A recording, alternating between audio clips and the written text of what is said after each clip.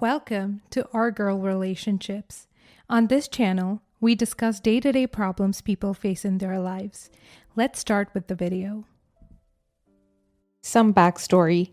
My mom was a traditional helicopter mom growing up, and even though I'm almost 30, continues to struggle with control issues and not having as much of a say in my life as she used to, and struggles that she is not my go-to person anymore. 6 years ago, me and my wife got together, and once it became serious, I started to put our relationship as a priority. My mom expressed disdain for my wife and for the attention being on my wife and not her. Gets upset that I use vacation time to spend with my wife rather than for family vacations. Would constantly complain that I don't visit home enough, etc. It's been very difficult for my wife throughout our relationship to feel like my parents don't approve of her or our relationship. When I told my parents I was going to propose, they tried to sabotage it and told me I was too young. When we bought our first house, they told me we were making a mistake.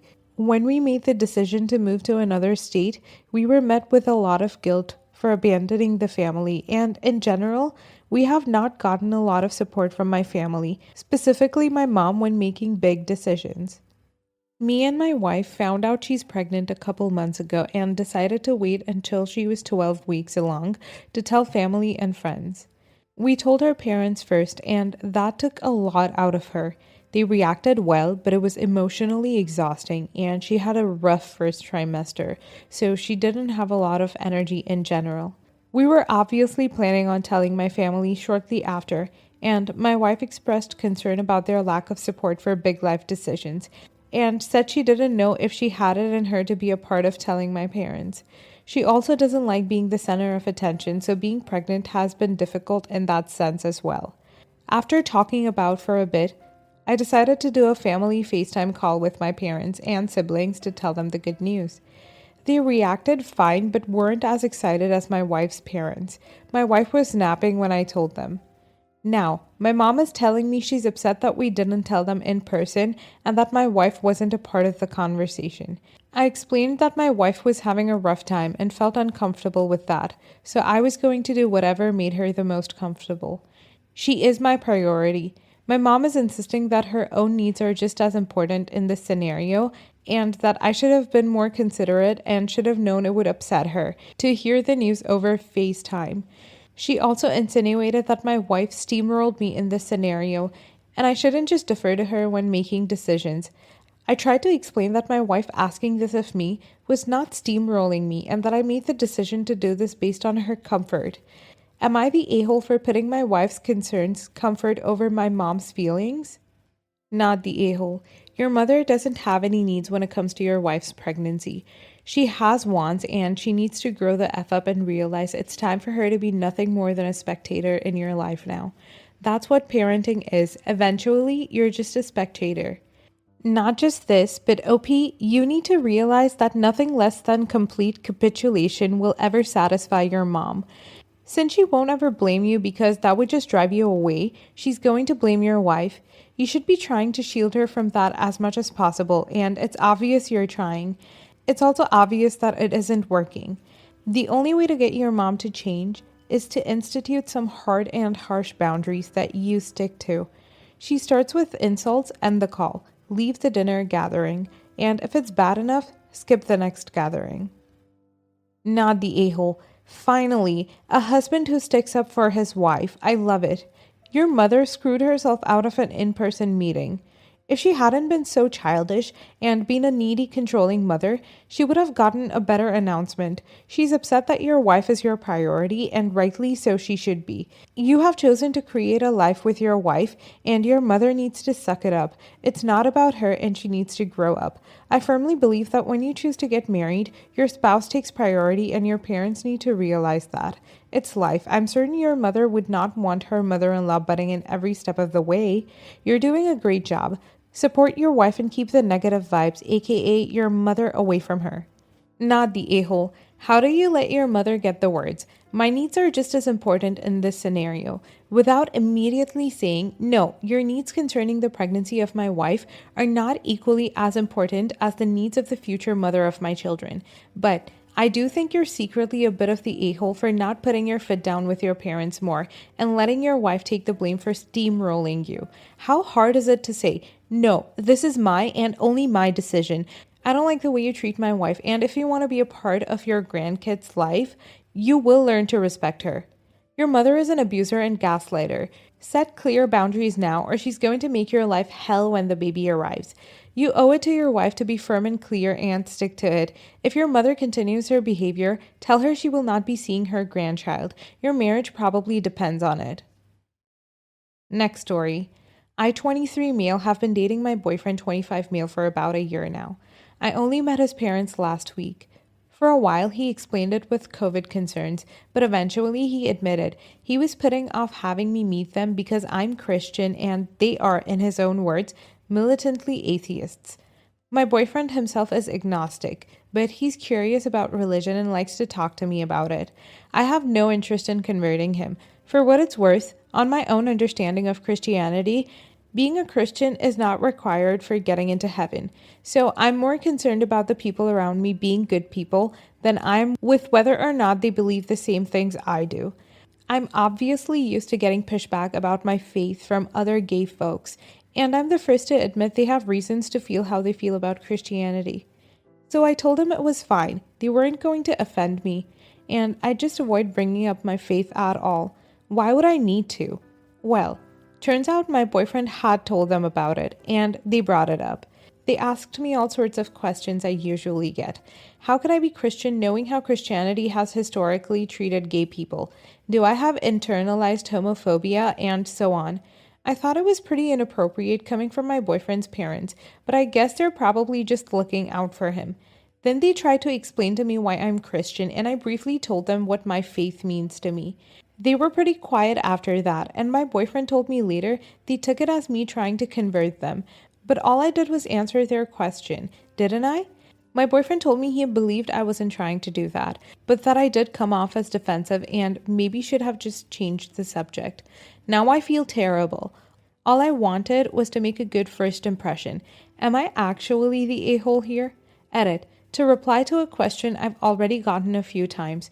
The gist of what I said is that I explained that Christianity helped me find myself when I was in a dark place as a teenager.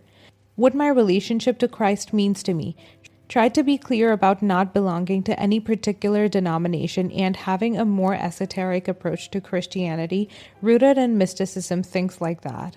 I didn't go into big detail about anything, and the whole explanation took maybe 5 minutes.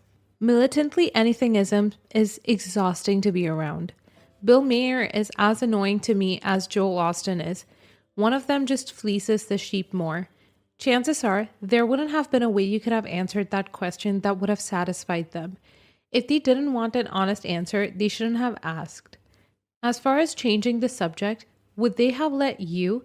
I think it's more likely that your answer was heartfelt, and they realized to continue the interrogation they would have to either start mocking you or couldn't find a leg to stand on. And I say this as an atheist myself. I have no interest in getting into religious debates with anybody.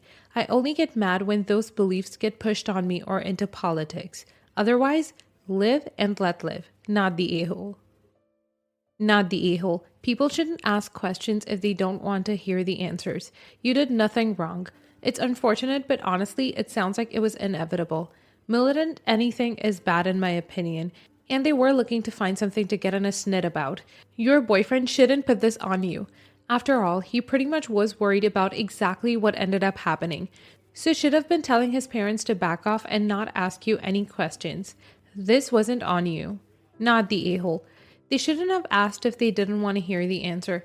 I totally get why atheist parents in general, and especially parents of an LGBTQIA+ kid, would be concerned if their kid brought home an Abrahamic theism home. But as parents, their job is to love their kid and support them no matter who they decide to be with, as long as they're happy and healthy. Sounds like your boyfriend is happy and healthy with you, so his parents should accept that and accept you and just keep religion out of all discussions.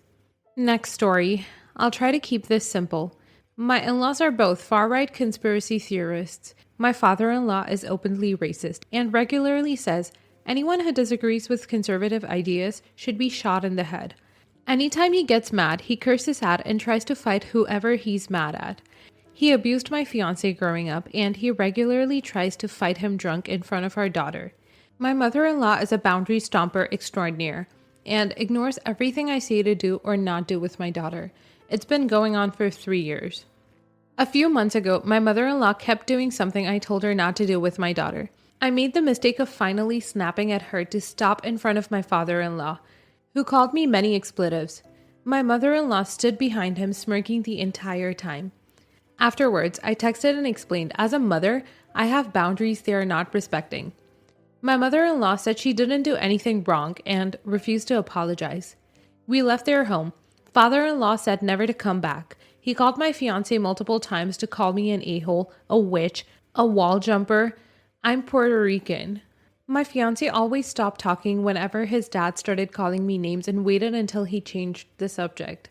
My mother-in-law got mad after a few weeks and came to my house when I was sleeping to reprimand me for keeping the baby from her. I never fed into it. Slowly the drama died down and we've been back to their house maybe 2 or 3 times since. 2 weeks ago, I received a text from an unknown number of screenshots of a conversation with my father-in-law. The things he said were vile. He said my fiance must be screwing my mother for us to be living with her. My dad is disabled and she can't afford our generational family home without us, so we rent half the house to help her. He said he couldn't wait to get his hands on that witch. He said I was dumb coont, a loser, etc. That conversation was between him and one of my fiance's friends who had recently come to hang out with us. The conversation between him and my fiance was worse for me. He told his dad I didn't mean any of the boundaries I set, that I have fits of rage and he has to take care of me, that my family hates the baby and I was raised wrong. It hurt so much. I told him I was done. I texted my in-laws a long rant that ended with me saying if they showed up on our property, I would call the police. I'm done trying to be a part of their family and to leave the baby and I off of any family event invitations and that neither of us would be coming around anymore. Then I blocked their numbers. My fiance told me I can't keep the baby from them. And I responded by saying if he disagreed, they could see her when he sees her, on whichever day the court decides are his if he keeps asking me to include them in my life. He says I'm asking him to go against his family. I said he can have whatever relationship he wants with them. We are going to couples and individual therapy for both of us. Am I the a-hole? Not the a-hole. Save those messages, and if you do end up leaving him, show the courts. This is unacceptable. Your father-in-law threatened you, and your so-called man is too much of a damn sissy to stand up for you. Get rid of the whole damn family. I would not let these people within 30 feet of my kid. Who knows what kind of insane stunts they would try to pull to keep the child. This makes me so incredibly angry for you. I'm sorry. Not the a-hole. Your fiance is so focused on his family that he's completely forgotten he's chosen to build one with you. Boundaries can be respected if you two work as a team. It sounds like he has no backbone with his family. I'm sorry it's come to this, but if it does go towards divorce, I hope you'll stick to your guns and keep primary custody. Not the a-hole, but you need to take that baby and freaking run. If your fiance, hopefully ex, doesn't want to give you custody without a fight and consent to supervised visitation without his family around, then tell him you'll show the judge and courts the screenshots that you got. If that doesn't work, tell him you will share them on social media. Why in the sweet name of God you would be interested in being part of this freaking family is beyond me. The only way you would be an a-hole is if you allowed that toxic, hateful, hurtful, insane family to be a part of your child's life, and that includes your fiancé. They are literal children. Your fiancé has to defend you against them. You may be the only sane person there. I don't know how he can educate your kid when he is a low-value man. What a spineless act for him to do. What if his behavior continues in the future and does not defend you or your child? Do not put up with this. Set your boundaries. Next story. I'm in unfamiliar territory and would like outside opinions. I, 45 female, have a daughter, Lori, 21 female, with my ex, Tom. We broke up when I found out he was cheating, and the other woman, Jessica, 40 female, was pregnant with their son, TJ, 17 male. I was understandably bitter, but after a year, I finally put my big girl pants and agreed to a more healthy co-parenting relationship for Lori's sake. But I made it clear, in no uncertain terms, that I will ever be friends with Jessica and that Tom is never to contact me about anything that doesn't directly involve our daughter. I've always hated Jessica, and not because she was the other woman, but she constantly tried to undermine my parenting and kept trying to get Lori to call her mom. She was a classic mean girl who always liked to start crap when no one else was around and then play victim when I voiced my frustrations. I made no attempts to hide my pleasure when Tom returned to his old ways and left her for another woman. I guess seeing how awful she was during the divorce made Tom appreciate me even more because he finally gave me a proper apology. And while we would never restart a romantic relationship, we did have a semi formal one rather than strictly business type. When Lori and TJ got a little older, Tom approached Jessica and I about taking the kids overseas, and I was fine with it. Jessica initially agreed, but the day of, she changed her mind and ruined the trip. Lori was heartbroken, but Tom and I made it up to her with a family trip to Hawaii. TJ wasn't allowed to come. TJ was really bummed out, but Tom promised him once he turned 18, they could have a one-on-one trip to another country. Unfortunately, Tom got sick and died. I was really heartbroken for the kids and tried to be there for Lori and didn't hesitate when she asked if TJ could join us for Thanksgiving. While she made it clear that it would just be TJ, I still prepared myself for Jessica and was relieved when she didn't show. TJ asked if he could spend the night, and I thought it was weird, but since he was 17, I figured he'd already checked with his mom. I was wrong. And heard TJ yelling on Lori's phone outside. Apparently, TJ ran away from home and Jessica doesn't know where he's at. I confronted him and TJ apologized for not being honest, but said that he hates his mom and stepfamily and that while he understands if I don't want him to stay, I can't make him go back. I asked him where he would go and he said that since he'll be 18 in January, he'll just stay wherever he can until then. While I'm encouraging him to stay with other relatives, I will not force him out as long as he abides by my rules. My sister thought it was crazy and reached out to Jessica, who is now harassing me into forcing TJ to come home. Am I the a-hole? Edit. Sorry, I accidentally put sister when I meant daughter because my daughter is TJ's sister. I'd have TJ contact the police or social services to update them on the situation. He's technically a child still, as someone else has pointed out. But if he's point blank refusing to go home, you're not the a-hole for harboring him, but it's potentially illegal. If you preempt this by contacting social services or the police, it can be agreed that your home is in his best interests. No one wants to see a teen running away if there's somewhere safe to stay. Not the a-hole. At 17, you can run away from home, at least where I live. Have TJ call the non-emergency police line and let them know he's done living with his mom because of the way she treats him, and he's safe. Literally Google your state and area for who you inform that he's not going back. In some places, it's CPS. In some, it can be a police non-emergency number. You can even get a police escort to get his paperwork like driver's license and birth certificate or have them mailed. I think you're not the a-hole, but you should really look into laws where you live because in plenty of places, it's a crime to shelter runaways. You won't be any help to him in a prison cell. Ask a lawyer what your options are. He will be 18 in January, but until then, you want to make sure you're in the clear. Also, make sure to keep your doors locked. Never know when Jessica will come banging on the door.